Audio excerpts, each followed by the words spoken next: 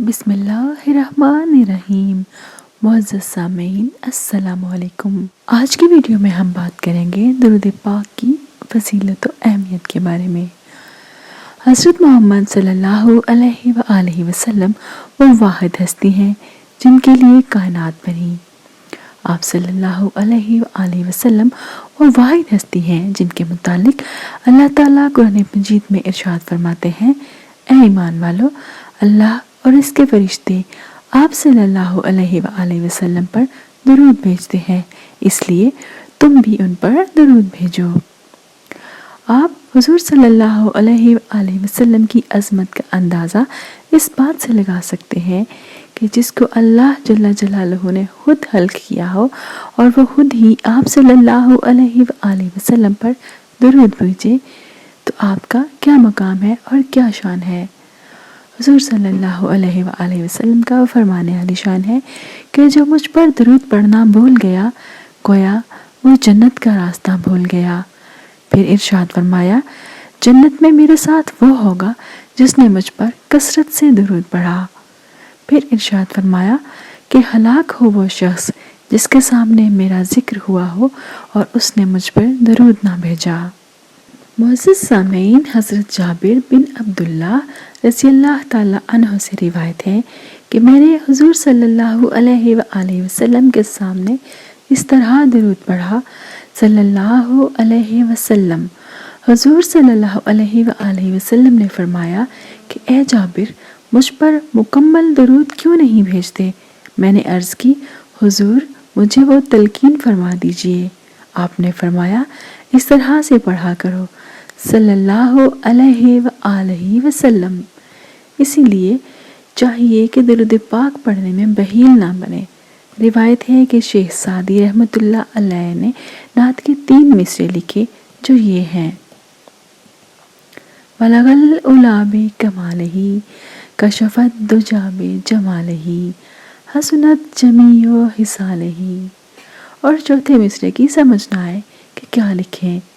इसी तरह आपकी रात को आंख लग गई, सोचते रहे कि क्या लिखूं, सोचते सोचते सो गए और आप रहमतुल्लाह अलैह की किस्मत का सितारा चमका और हुजूर सल्लल्लाहु अलैहि वसल्लम आपके ख्वाब में तशरीफ़ लाए और पूछा, सादी क्यों परेशान हो। हुजूर, या रसूलल्लाह सल्लल्लाहु अलैहि वसल्लम, मैं आपकी शान पर एक नात लिख रहा हूँ और चौथे मिसरे की समझ नहीं आती कि क्या लिखूं। आपने फरमाया, मुझे सुनाओ। जब शेख सादी रहमतुल्लाह अलैह ने 3 मिसरे सुनाए तो हुजूर सल्लल्लाहु अलैहि वसल्लम ने फरमाया, सादी कहते क्यों नहीं, सल्लु अलैहि व आलिही। सुभान अल्लाह। यानी कि हुजूर सल्लल्लाहु अलैहि वसल्लम ने शेख सादी रहमतुल्लाह अलैह को भी दुरूद पाक पढ़ने का हुक्म दिया।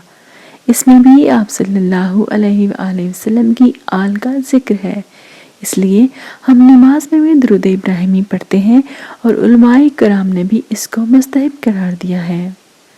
दुरूद शरीफ पढ़ने के बेशुमार फ़ायदे हैं, मुअज्जज़ात और वाक़यात हैं, जिनमें से एक हम आपकी खिदमत में पेश करते हैं।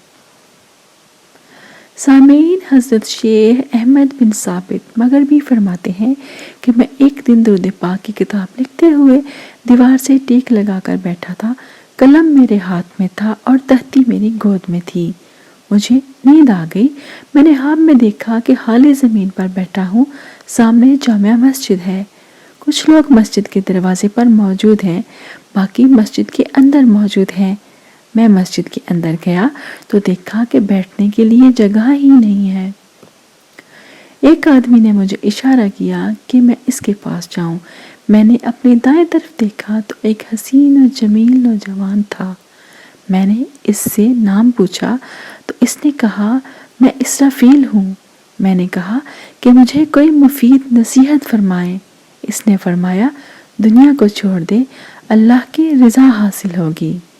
मैंने वास्ता देकर अर्ज़ किया, मैं इज़राइल अलैहिस्सलाम की ज़ियारत करना चाहता हूँ।